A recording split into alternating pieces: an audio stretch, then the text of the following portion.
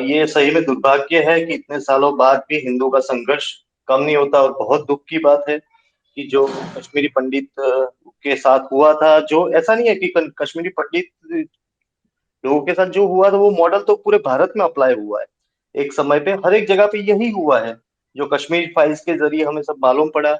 और जिसको बहुत ही सजे हुए अंदाज में, बहुत ही प्रखर तरीके से मीडिया के सामने लाना, सब जगह बात करना, और अपने भाव के साथ जो पीड़ा मैंने सुशील जी के बॉडी लैंग्वेज में देखी है, उनकी आवाज में देखी है, जब वह वो घटना चक्रों को बताते हैं, वो सही में मुझे खुद ही दुखी कर देती है कि क्या ये क्या है इस देश में, और ये मिट्टी में क्या मिलावट आ गई है कि हमारे देश में हमारे ही सबसे ज्ञानी लोग, क्योंकि कश्मीर का योगदान बहुत सारे क्षेत्रों में बहुत ही ज्यादा है, वो सब फिनिश हो गया। पिछले 50-70 साल से तो कश्मीर से कुछ नया इनोवेशन हुआ हो या संस्कृति के लिए कुछ किया हो, जो शैवत्य का गढ़ है वहां पे कुछ नहीं बचा।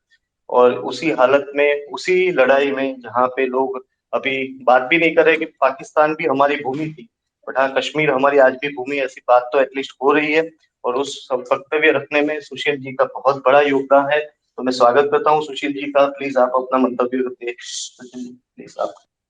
जी, बहुत बहुत धन्यवाद।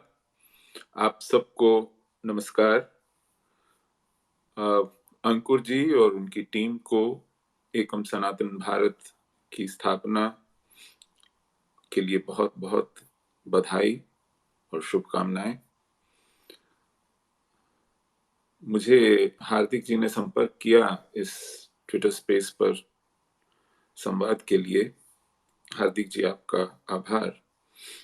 मैं सुन रहा था अब तक जो कुछ कहा गया।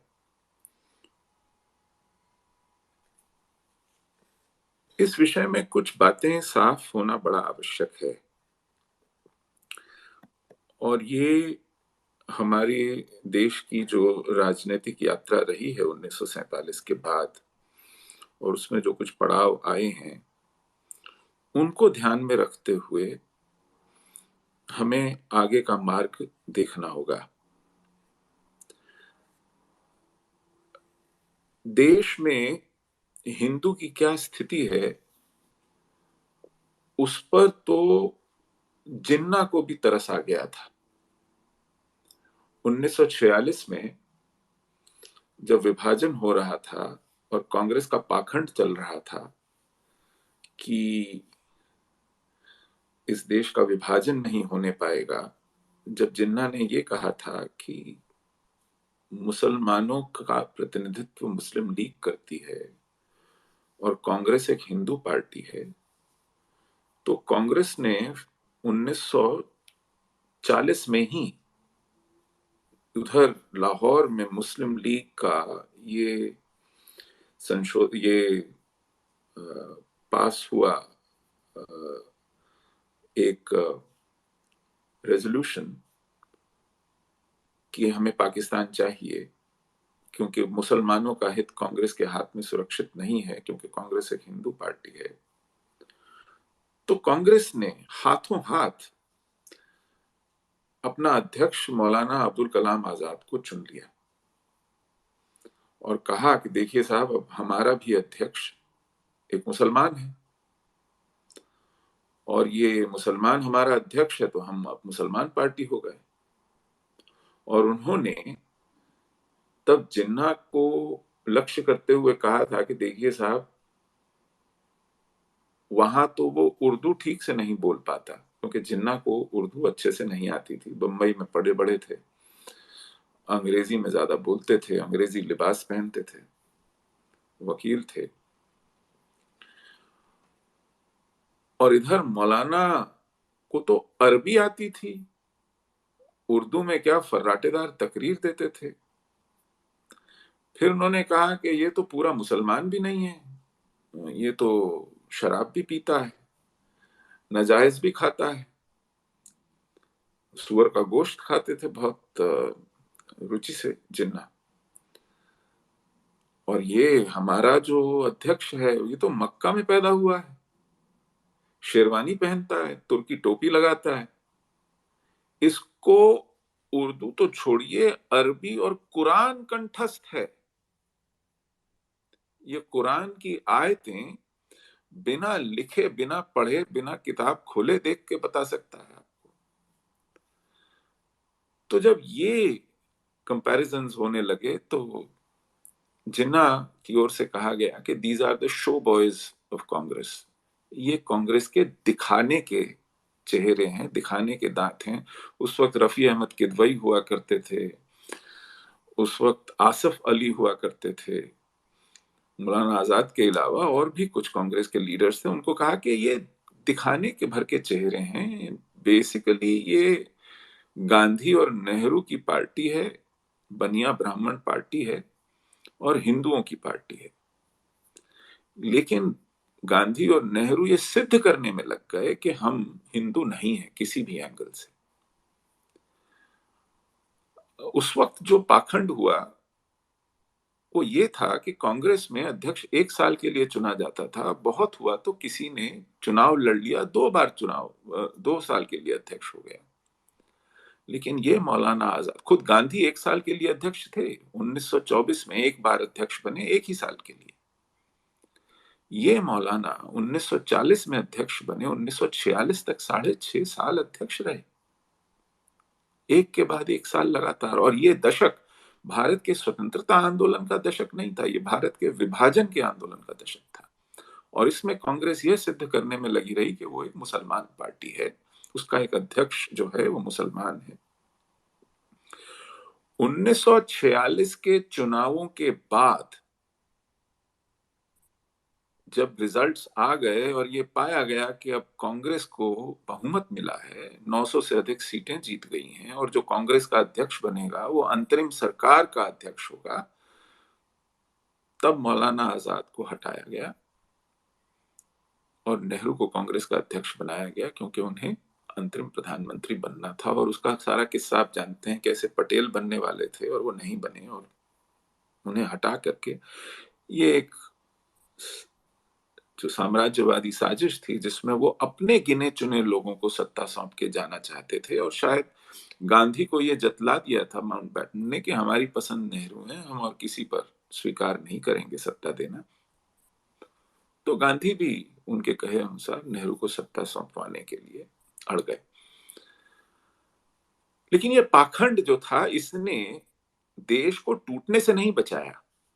सोचा था इस पाखंड के चलते वो देश के मुसलमान को रिझा लेंगे, देश का विभाजन बचा लेंगे, और बाद में इसी गांधी और नेहरू ने देश के विभाजन के लिए सहमति दी, विभाजन स्वीकार किया। ये जानते हुए भी कि देश का मुसलमान उनके साथ नहीं है, उन्होंने मुसलमान को रिझाना बंद नहीं किया। वो तुष्टिकरण से तृप्तिकरण तक तब भी पहुंच गए थे।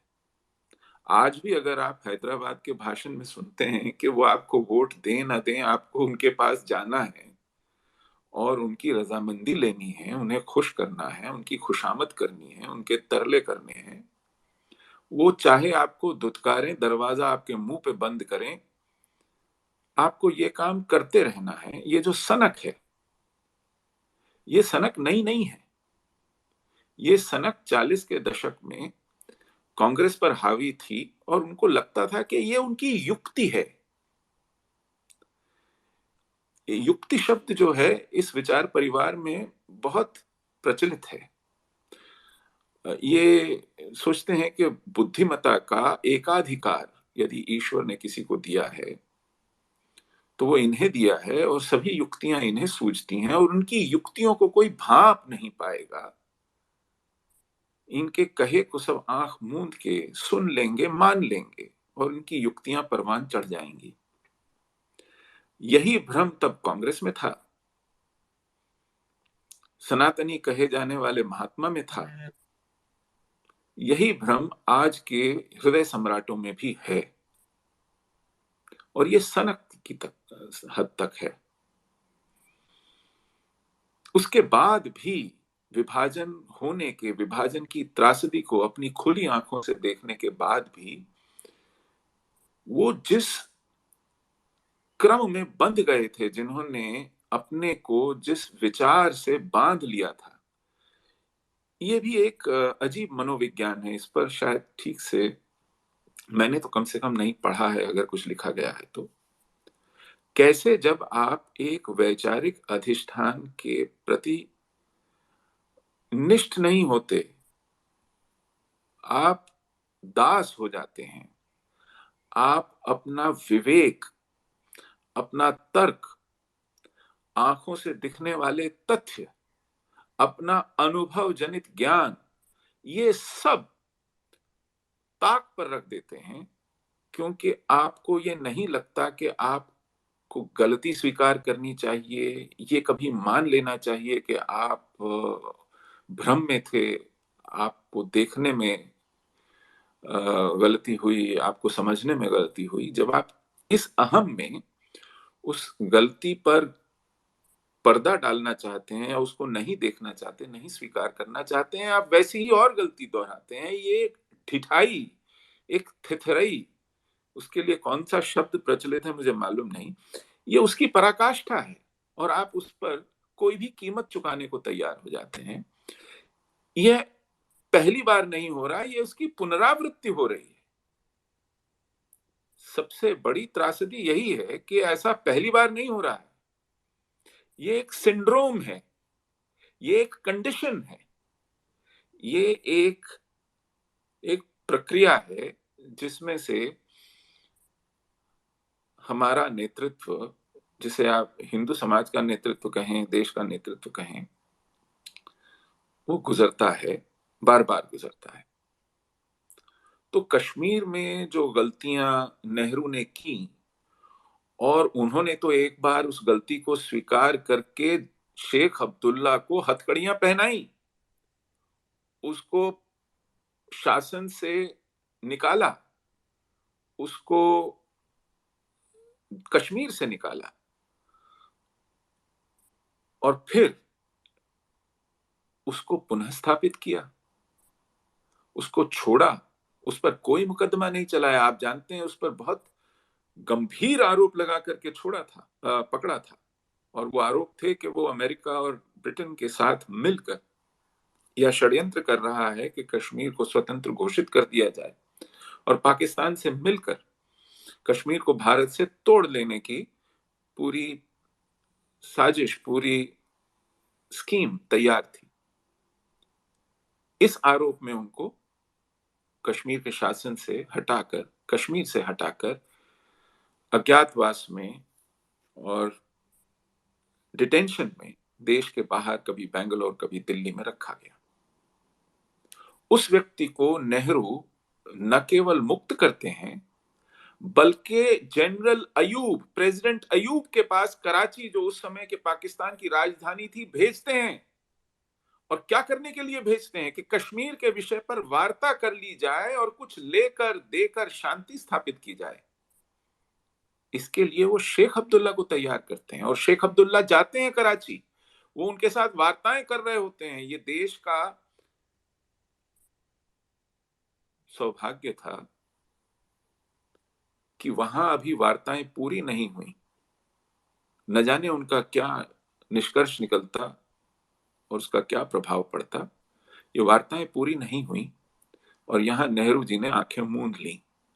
तो शेख अब्दुल्ला को दौड़े दौड़े अपना सब बातचीत, क्योंकि एजेंडा और मैंडेट तो नेहरू का था, अब नेहरू नहीं रहे तो इस पर कौन काम करेगा, सब खटाई में पड़ गया। तो उन्हें वापस लौट के भागते हुए आना पड़ा उनकी अंत्येष्टि में शामिल होने। तो ये नियति ने देश को बचाया। इसी तरह नियति बार बार बचाती रही। 2004 में जो मुशर्रफ के साथ बातचीत चल रही थी, आगरा की बात टूटने के बाद, वो परवान चढ़ जाती अगर अटल जी पुनः सत्ता में आते 2004 के बाद।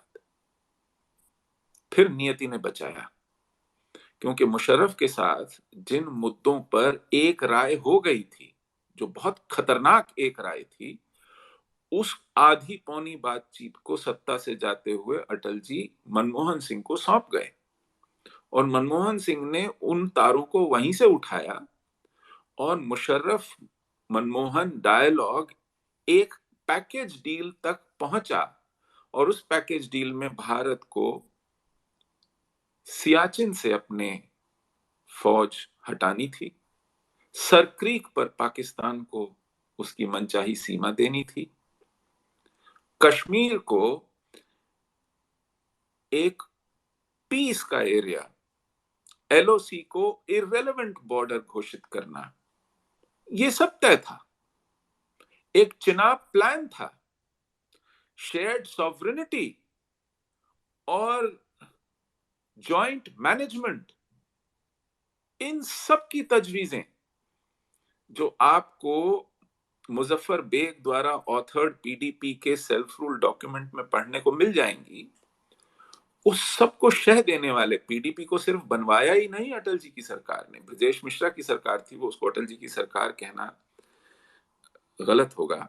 अटल जी के साथ ये अन्याय नियति ने किया कि जिस आयु में उनको और जिस स्वास्थ्य की परिस्थिति में उनको सत्ता मिली, वो देश के साथ तो अन्याय था ही, उनके साथ भी अन्याय था। वो कभी स्थिति में नहीं रहे कि बड़े फैसले सोच समझकर जानते बूझते हुए खुद कर पाते। तो ऐसी परिस्थिति में Brajesh Mishra de facto prime minister थे और उन्होंने जैसे चलाया, जो जो किया, उसका प्रमाण यह है कि मृत्यु से पहले कांग्रेस ने उनको पद्म विभूषण दिया। वो भाजपा के नेशनल सिक्योरिटी एडवाइजर थे और अटल बिहारी वाजपेयी जी के प्रिंसिपल सेक्रेटरी थे। सबसे पावरफुल ब्यूरोक्रेट कभी हुआ उस देश में, उनसे पहले नहीं हुआ। ऐसे व्यक्ति को कांग्रेस ने पद्म विभूषण दिया। आप समझ सकते हैं कि वह व्यक्ति अंत में इंडो यूएस न्यूक्लियर डील, जिस पर कि वो भाजपा की तरफ से विरोध करने वाले और विरोध का तर्क और नीति और सिद्धांत समझाने वाले 3 नामों में से एक थे, अरुण शौरी, यशवंत सिन्हा और ब्रजेश मिश्रा। उस पर पेपर तैयार किए, भाजपा की नीति तैयार की और आखिर में जाकर पलट गए और कांग्रेस का समर्थन किया। उनसे पूछा कि ऐसा क्या बदला है इस डील में कि आपने अपने विचार बदल लिए हैं, तो उन्होंने कहा नहीं, अब मेरा आकलन दूसरा है। क्या बदला है? कुछ नहीं बदला। उन्होंने कहा ऐसा कुछ नहीं बदला है, मेरा आकलन बदल गया है, अब मेरे विचार से यह डील ठीक है। ऐसे थे ब्रजेश मिश्रा और ऐसा था वो काल। और उस समय जो ये तय हुआ, फिर नियति ने एक और बार भारत को बचाया कि ये मुशर्रफ मनमोहन डायलॉग आगे बढ़कर क्रियान्वित होता, उधर मुशर्रफ की सत्ता चली गई। और पहला काम जरदारी और उस समय यूसुफ गिलानी हुआ करते थे प्रधानमंत्री और जरदारी होते थे राष्ट्रपति पाकिस्तान के। तो नेशनल असेंबली में पाकिस्तान की उस समय की सरकार ने यह प्रस्ताव पास करके इस पूरी डील को खारिज किया कि हमें कोई समझौता नहीं करना है कश्मीर पर, हम पूरा का पूरा कश्मीर लेके मानेंगे, आधा पौना नहीं लेंगे। भारत बच गया। हमारी फौज ने दो टूक कहा सरकार को कि हम सियाचिन खाली नहीं करेंगे, ये माउंटेन ऑफ पीस आपके जो खामख्याल में ये एक नई पिनक, एक नई सनक उभरी है, सेना उसके साथ नहीं है। जनरल जे जे सिंह उस वक्त chief of the army staff थे, उन्होंने सेना का रुख दो टूक किया कि ये हमारे देश के सैनिकों ने अपनी जानें देकर उसको, उस सीमा को सुरक्षित किया है और कर रहे हैं, उसके प्रहरी हैं हम वो पोस्ट खाली नहीं करेंगे। तब जाकर के ये चीजें बचती हैं। आज हम पुनरावृत्ति देख रहे हैं। ये देखिए, जो देश की समझ, परंपरा, संस्कृति, ज्ञान परंपरा है, उसमें हम टाइम को लीनियर, एक सीधी लकीर में चलता हुआ नहीं मानते। हम उसे कहा जाए कि एक सर्कुलर इवेंट, या इसे बार बार होने वाला इवेंट मानते हैं। समय जो है वो टाइम एक सीधी लकीर पे नहीं चलता, वो कॉन्सेंट्रेट।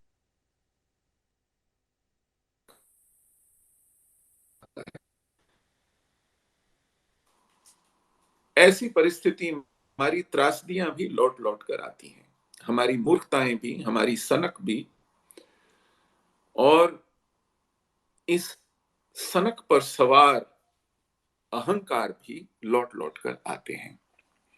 नेहरू के अहंकारों की इस देश ने कीमत चुकाई। वो समय था जब नेहरू पर किसी भी तरह की समालोचना, किसी भी तरह की समीक्षा, किसी भी तरह का प्रश्न उठाना, जेल जाना, अपना तिरस्कार कराना, अपमान सहना, खारिज कर दिया जाना, इसको न्योता देना था। तब पूरा देश नेहरू पर रीझ रहा था, और इस तरह रीझ रहा था कि नेहरू का कोई भी गलत काम, कोई भी गलती देखने को तैयार नहीं था। जब जब हम इस तरह रीझते हैं किसी एक नाम पर, किसी एक नेतृत्व पर, और आंख मीच लेते हैं, तब तब हम एक बहुत बड़ा जोखिम मोल लेते हैं। और इस तरह के जोखिमों से त्रासदियां उत्पन्न होती हैं। आज हमने कश्मीर को न जानने वाले, कश्मीर को न समझने वाले, कश्मीर पर न अनुभव रखने वाले लोगों के हाथ कश्मीर की किस्मत सौंप दी है। किसी दैवी अनुग्रह का नतीजा है, पूर्वजों का कोई सत्कर्म होगा, पुण्याई होगी, उसका फल है कि 370 निष्प्रभावी कर दिया गया। लेकिन न जाने क्या क्या त्रासदी है कि अभी 8 महीने नहीं हुए थे, यही गृह मंत्रालय दबे छुपे चोरों की तरह उस लॉकडाउन के 8वें दिन, जो लॉकडाउन 3 महीने से भी आगे लंबा चला, उसके 8वें दिन गृह मंत्रालय से एक एक गैजेटेड नोटिफिकेशन 45 पेज की जारी करता है, जिसमें यह कहता है कि जो वहां 15 साल से लगातार रह रहे हैं वही वहां के स्थायी नागरिक माने जाएंगे। उन्हें ही यह विशेष अधिकार होगा कि वहां की सभी नौकरियां उन्हें मिलें। कौन जाएगा कश्मीर? और वो ये भी भूल गए, उनको जब याद दिलाया गया कि हमें तो कश्मीर से निकले 30 साल होने को आए हैं भाई, हमारा क्या स्टेटस है, हम कश्मीरी हिंदुओं का, हम क्या वहां के अब नागरिक भी नहीं माने जाएंगे? तो इनको लगा कि अरे ये तो सोचा ही नहीं था। और उन दिनों आप किसी से मिल नहीं सकते थे, कोई प्रेस कॉन्फ्रेंस नहीं कर सकते थे, कोई आंदोलन, कोई निषेध, कुछ कुछ मीटिंग नहीं हो सकती थी। केवल फोन पे, ईमेल पे चिरौरियां करने के बाद, बार बार पूछने के बाद, ये 6-7 हफ्तों बाद कहते हैं अच्छा अच्छा हम एक पोर्टल बनाएंगे। उस पोर्टल में आप अपने वो कागज चढ़ा दीजिए जो ये सिद्ध करते हो कि आप या आपके माता पिता कभी कश्मीर में रहे थे। आपका कोई टेलीफोन बिल हो, कोई बिजली बिल हो, कोई बैंक की पासबुक हो, कोई कागज जमीन के हो, कोई फोटो आई कार्ड हो, कोई चुनाव का आपका इलेक्टोरल रोल हो। इनको कोई ये बताए कि साहब जो लोग वहां से निकले वो अपनी डिग्रियां, अपने सर्टिफिकेट नहीं उठा पाए, ये समय नहीं था, वो राशन कार्ड संभाल के रखेंगे, वो फोटो आई कार्ड कोई बना के रखेंगे। और फिर हमें इस अपमान से गुजरना पड़ेगा कि हम अब ये सिद्ध करें कि हम वहां कभी थे। ये हशर किया कश्मीर के उन हिंदुओं का जिनके विषय में आज तक ये स्वीकार नहीं किया इस सरकार ने कि उनके साथ हुआ क्या था, वो निकले क्यों थे। उनको निकालने, उनके साथ जघन्य अपराध करने वालों को दंड देने की बात तो बहुत दूर की है। आज तक ये सरकार मानी नहीं है आधिकारिक तौर पे कि कश्मीर में हिंदुओं के साथ हुआ क्या और ये किसने किया। तो ऐसी परिस्थितियों को देखते बूझते हुए उस पर आंख मीचना, उस पर कोई नीति ना बनाना, उस पर कोई निर्णय ना लेना, ये एक एक साक्ष्य है जो आपको वो सब कुछ बतलाता है जो आप देखना नहीं चाहते, जो आप सुनना नहीं चाहते। तो इसमें कसूर किसका है? देखिए, जो आपका दुश्मन है, जो आपका शत्रु है, वो आपसे छुपा नहीं रहा कुछ। वो किताब में लिखकर बोल रहा है कि उसने आपका क्या करना है, वो आपको क्या समझता है। तो आप उसे दोष नहीं दे सकते। आप अगर उसके विषय में अपने भ्रम पाल लें तो इसके आप दोषी हैं। फिर आपकी सरकार अपने नीतियों में, अपने निर्णयों में साफ साफ कह रही है कि उसके लिए आप क्या कीमत रखते हैं, तो आप फिर उसके विषय में भ्रम पार लें तो इसका दोष सरकार को नहीं दे सकते आप। इसलिए हमें जो बात शुरुआत में बार बार कही गई कि हिंदू समाज को बताना है कि उसकी परिस्थिति क्या है, उसके साथ क्या होता आया है और क्या हो रहा है, और भविष्य में अगर ये चलता रहा तो उसका क्या हशर होने जा रहा है। ये बात अगर आप इस समाज को नहीं बताएंगे, उसे नहीं समझ आएगी, तो बाकी सब मुद्दे, बाकी सब बातें गौण हैं, बाकी सब इश्यूज, सब ऑब्जेक्टिव्स केवल एक, जिसे अंग्रेजी में सिम्टम कहते हैं, वो है। वो डिजीज नहीं, डिजीज आपको बतानी। देखिए, गौ हत्या, मंदिर, जिहाद, बंटवारा, ये सब प्रक्रियाएं हैं, सिम्टम्स हैं। ये हर रोज आने, जैसे बुखार है, खांसी है, जुकाम नजला है, खुजली है, सिर दर्द है, ये सिम्टम्स हैं। आप सिम्टम्स का इलाज करना चाहते हैं या आप बीमारी का इलाज करना चाहते हैं? आपको बीमारी का इलाज करना है, और बीमारी क्या है ये बतानी है। और बीमारी तब समझ में आएगी जब आप उन्हें ये पूरा परिदृश्य बताएंगे कि इस समाज के साथ अब तक क्या होता आया है, किन कारणों से होता आया है, और अगर ये चलता रहा तो आगे क्या होने वाला है। उस भविष्य से साक्षात्कार कराना, आने वाली त्रासदी से आज उनको मिलवाना, आज उसकी विस्तृत जानकारी देना, ये हमारा काम है। और इस काम में जो अब तक निवेश किया वो पूरा पानी में चला गया, ऐसा भी नहीं है। मुझे लगता है कि जो हिंदू संगठन है और हिंदू राजनीति है, उसमें अगर एक बहुत बड़ी कठिनाई आई है तो वो नेतृत्व,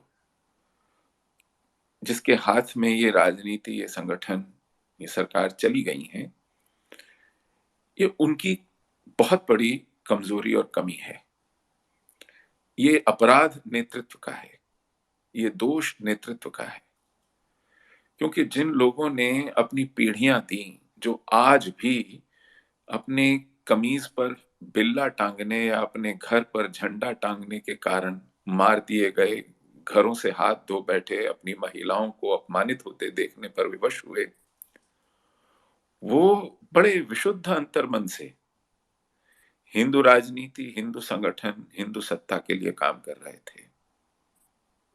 वो आज भी बहुत ईमानदारी से वो काम करना चाह रहे हैं, कर रहे हैं। वो हतप्रभ हैं कि हमारे नेतृत्व को हुआ क्या है। वो इस कठिनाई में है, वो मान सकते की स्थिति में नहीं है कि ऐसा हमारे नेतृत्व के साथ हो सकता है। वो ये तो जानते हैं कि हमारे साथ क्या हो रहा है, इस हिंदू समाज के साथ, इस देश के साथ क्या हो रहा है, क्योंकि इसी नेतृत्व ने उनको पिछले दशकों में ये बार बार समझाया, घुट्टी में घोल के पढ़ाया। 370 के बारे में अगर किसी ने अभियान इस पूरे देश में चलाया तो इसी संघ परिवार और इसी पार्टी के लोगों ने चलाया।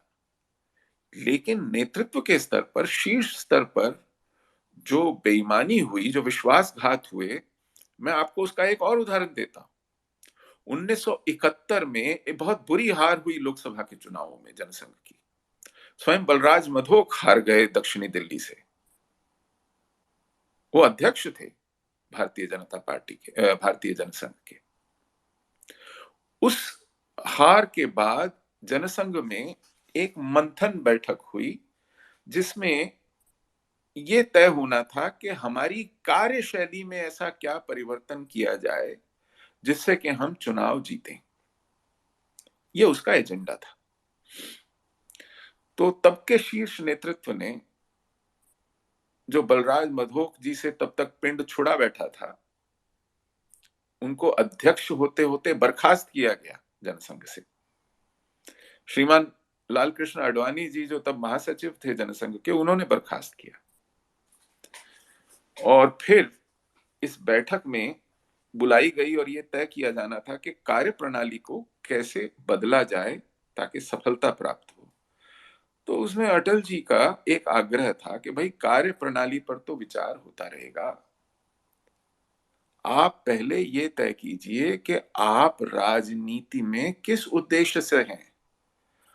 आपको सत्ता साधनी है, चुनाव जीतने हैं, या आपको विचारधारा साधनी है, सिद्धांत बांटने हैं। इसमें आप तय कीजिए कि प्राथमिकता क्या है। और संगठन को विवश किया यह मान लेने के लिए, नेतृत्व को विवश किया यह मान लेने कि हम एक राजनीतिक दल हैं और हमारी प्राथमिकता सत्ता में आना है।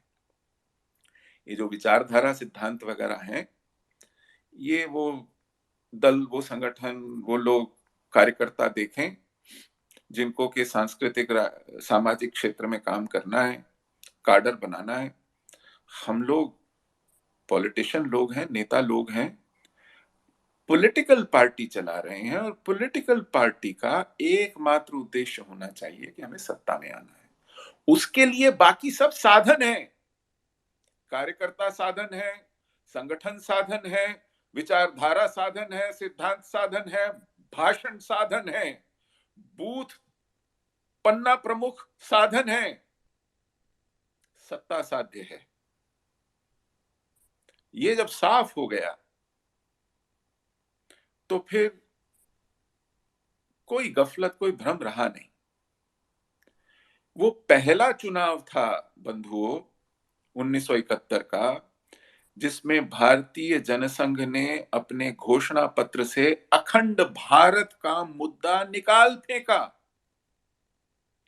आपको यह जान के आश्चर्य होगा कि भारतीय जनसंघ की स्थापना अखंड भारत के लिए हुई थी। वो विभाजन की पृष्ठभूमि में हुई थी, और अखंड भारत के सिद्धांत को लेकर के उसके इर्द गिर्द ताना बाना बुना गया कि हम इस विभाजन को अस्वीकार करते हैं, ये हमारी मातृभूमि है, ये भारतवर्ष है, ये हिंदू राष्ट्र है, ये अखंड है। ये किसी भी ऐतिहासिक दुर्घटना के कारण विभाजित भले हो गया हो, लेकिन हम इस विभाजन को अस्वीकार करते हैं, ये अखंड है। इस मान्यता को लेकर चला भारतीय जनसंघ।